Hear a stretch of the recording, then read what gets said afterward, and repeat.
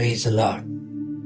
அருமையான தேவ ஜனமே, இந்த காலை வேளையில இயேசு கிறிஸ்துவினுடைய வசனத்தை நாம் தியானித்து பார்க்கும் பொழுது, சங்கீதத்தின் புஸ்தகம் 118 அதிகாரம் 22 வசனம் 23 வசனம் நமக்கு அழகாய் சொல்லப்படுகிறது.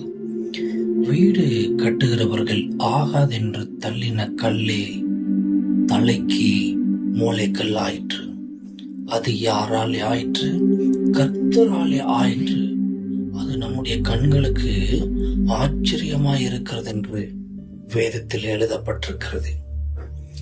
இந்த தேவ செய்தியை கேட்கிற அருமையான தேவ பிள்ளைகளே, உங்களுடைய வாழ்க்கையில் ஒரு ஆச்சரியமான ஒரு திருப்பு முனையை கர்த்தர் உடைய வாழ்க்கையில் இந்த நாட்களில் கொண்டு வரப்போகிறார். உங்களுக்கு தரப்போகிறார். முடியாது, இது அவ்வளவுதான் என்று நீங்கள் நினைத்து புலம்பி கலங்கி கொண்டிருப்பீர்களானால், உங்களுடைய புலம்பலை கர்த்தர் ஆனந்த களிப்பாய் மாற்ற அவர் வல்லமை நிறைந்த தெய்வமாயிருக்கிறார். நிச்சயமாய் மாற்றுவார். வீடு கட்டுகிறவர்கள் ஒவ்வொரு கற்களையும் பரிசித்து, இது சரியா இருக்கா, இது நல்லா இருக்கா, இது வச்சா கரெக்டா வருமான்னு சொல்லி ஒவ்வொரு கல்லையும் பரிசீலித்து அதற்கப்புறம்தான் ஒரு கட்டிடத்தை கட்டுவார்கள். சில கற்களை தெரிந்தெடுத்து அதை வைத்து அழகாய் கட்டி கொண்டிருப்பார்கள். அவர்களுக்கு திடீரென்று இந்த கல் ஆகாது, இந்த கல் வச்சா இந்த இடம் செட் ஆகாதுன்னு சொல்லி அவர்கள் யோசிக்கும் போது அந்த கல்லை தூக்கி ஓரமாய் போட்டு விடுகிறார்கள். அவர்கள் ஆகாது என்று அந்த கல்லை தள்ளி விடும் பொழுது, திடீரென்று அவர்கள் கட்டி கொண்டு இருக்கும் பொழுது அந்த இடத்திற்கு ஒரு சின்ன கற்கள் தேவைப்படுகிறது. அப்பொழுது அவர்கள் தூக்கி போட்டு அந்த கல்லை தூக்கி வைக்கும் பொழுது, கட்டிடத்தையும் தாங்கக்கூடிய ஒரு மூளைக்கல்லாக மாறினால் அது நிச்சயமாகவே எவ்வளவு பெரிய ஆச்சரியம் பாருங்கள். ஒரு திருப்பு முனை. அதற்குத்தான் இந்த வேத வசனம் சொல்லப்படுகிறது. வீடு கட்டுகிறவர்களால் ஆகாது என்று தள்ளின கல்லே தலைக்கு மூளைக்கல் ஆயிற்று. அது தேவனாலே ஆயிற்று. அது நம்முடைய கண்களுக்கு ஆச்சரியமா இருக்கிறது என்று வேதத்திலே வாசிக்கிறோம். அருமையான தேவ ஜனமே, தேவ குமாரனாகிய இயேசு கிறிஸ்து பூமியில் வாழ்ந்த போது அவர் எப்படி இருந்தார்? அவர் அசட்டை பண்ணப்பட்டவரும், மனுஷரால் புறக்கணிக்கப்பட்டவரும், துக்கம் நிறைந்தவரும், பாடு அனுபவித்தவருமாய் இருந்தார் என்று ஏசாயா தீர்க்கதரிசன புஸ்தகத்தில் 53 அதிகாரம் 3 வசனத்தில் சொல்லப்படுகிறது. அவர் தச்சனுடைய மகன் என்றும் அழைக்கப்பட்டார். ஆயக்காரருடைய சிநேகிதன் என்று அழைக்கப்பட்டார்.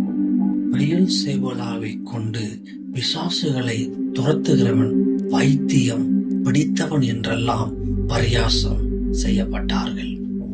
அருமையான தேவ ஜனமே, நீங்கள் நன்றாய் புரிந்து கொள்ள வேண்டும். கர்த்தராகிய இயேசு கிறிஸ்துவை ஒதுக்கினார்கள்.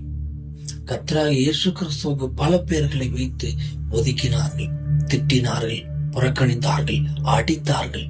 இவைகள் எல்லாம் அவருக்கு சம்பவித்தது. ஆனால் கடைசியில் என்ன அவருக்கு நடந்தது? ஒரு திருப்பு முனையாய். ஆனால் ஆச்சரியத்திலும் ஆச்சரியம் என்னன்னு நீங்க நல்லா நிதானித்து பார்க்கும் பொழுது, தேவன் எல்லாவற்றிற்கும் மேலாக அவரை உயர்த்தி இயேசு கிறிஸ்துவின் நாமத்தினால் எல்லாரையும் வணங்க வைத்து விட்டார். அதுதான் ஒரு வேத வசனம் சொல்லப்படுகிறது. வானோர் பூதலத்தோர் பூமியில் கீழாருடைய முழங்கால் யாவும் முடங்குபடிக்கு பிதாவாகிய தேவனுக்கு மகிமையாக இயேசு கிறிஸ்து கர்த்தர் என்று நாவு யாவும் அறிக்கை பண்ணும்படி எல்லா நாமத்திற்கு மேலாக இயேசு கிறிஸ்துவினுடைய நாமத்தை அவருக்கு தந்தருளினார். அழகா இந்த வேத வசனம் சொல்லப்படுகிறது பாருங்க.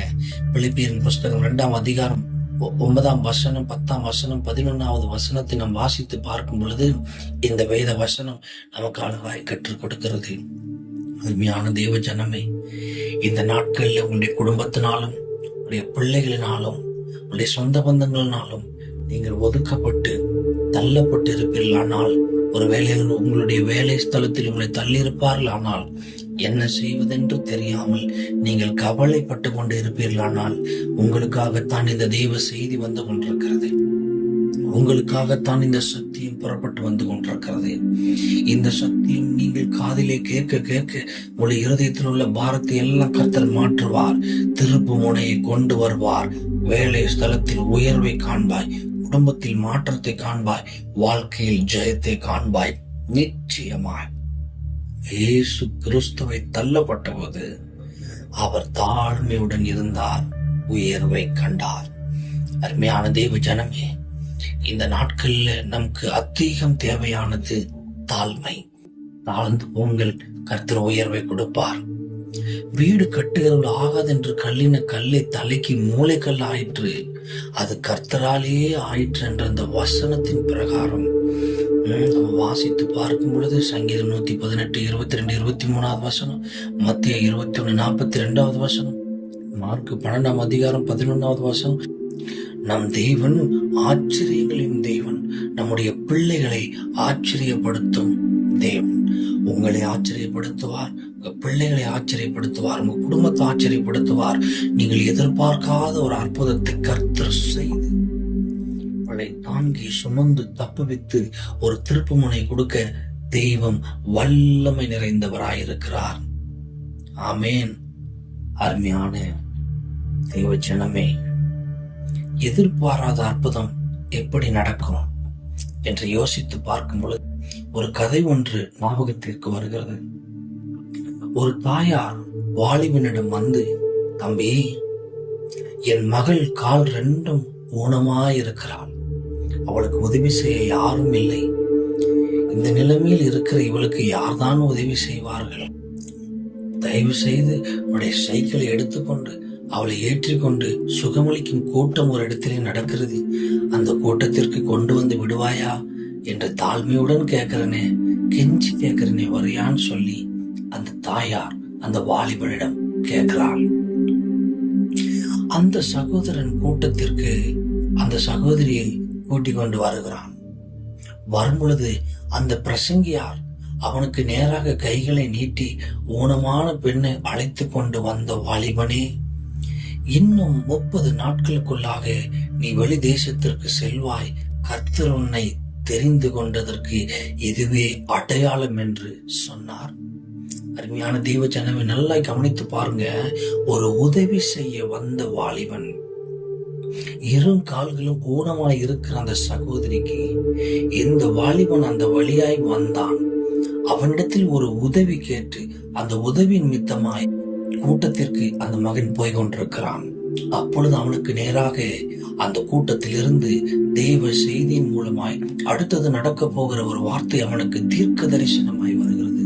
நீ வெளி தேசத்திற்கு செல்வாய் என்று கர்த்தர் உன்னை தெரிந்து கொண்டதற்கு இதுவே அடையாளம் என்று அந்த வார்த்தை அவனுக்கு வந்தபோது அவனுக்குள்ள என்ன ஆச்சரியம்!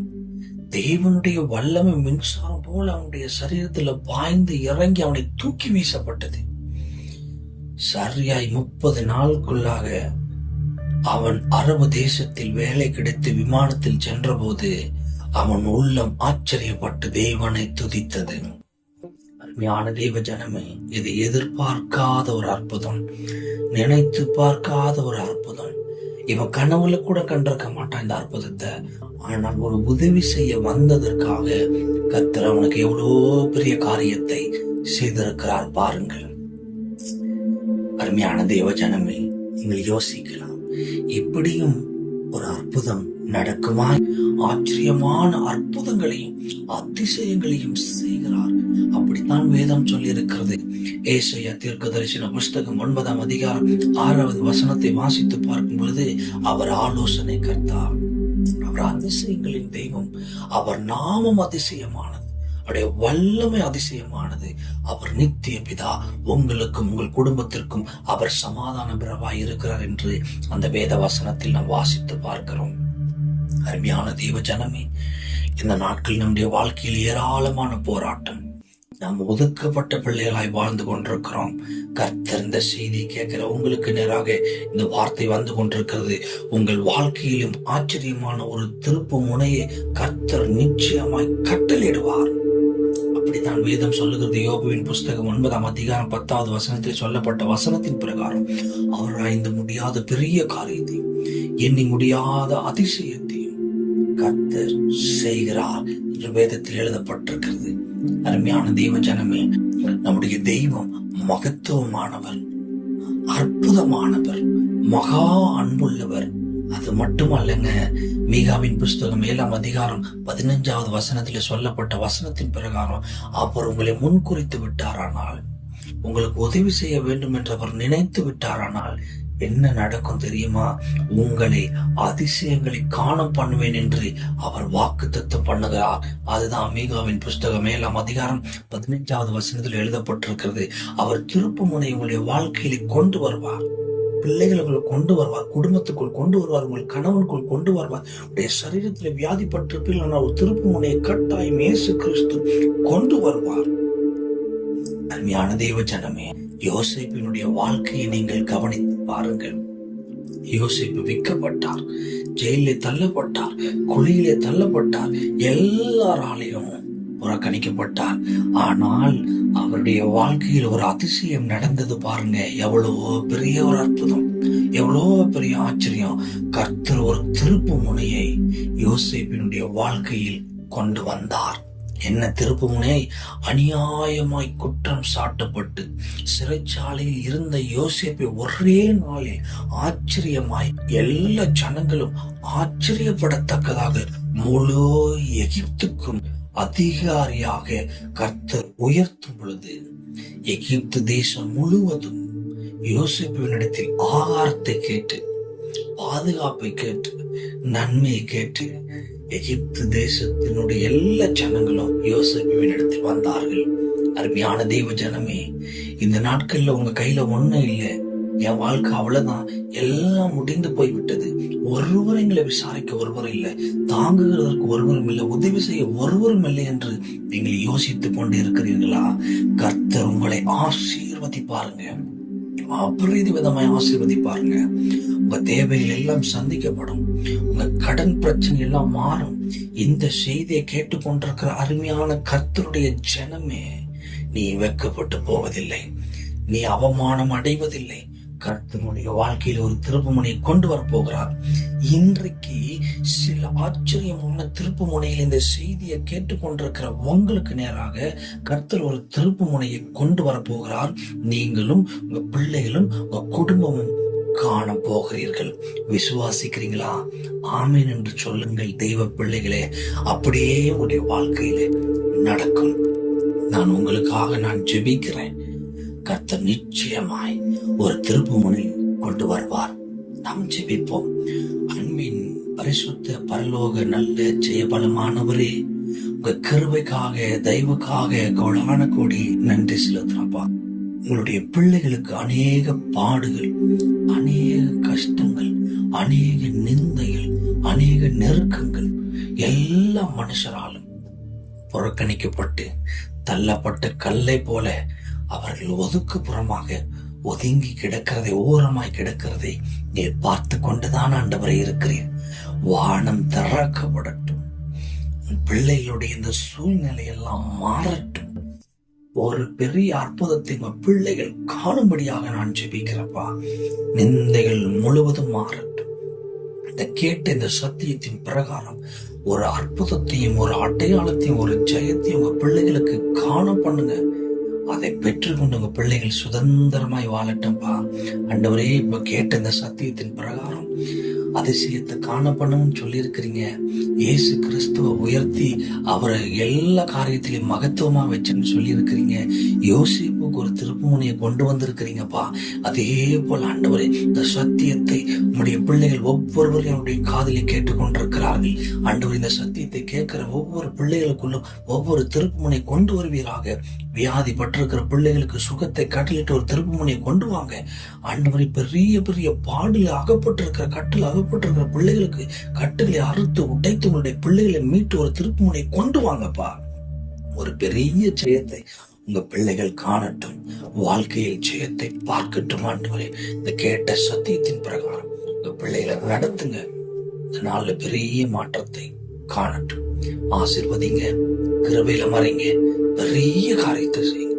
இயேசு கிறிஸ்துவின் அதிகாரம் நிறைந்த, இரக்கம் நிறைந்த புண்ணிய நாமத்தில் ஜெபிக்கிறேன். எங்கள் ஜெபம் கேளும் எங்கள் நல்ல பிதாவே. ஆமேன், ஆமேன், ஆமேன். God bless you. கர்த்தர் உங்களை ஆசீர்வதிப்பாராக. ஆமென்.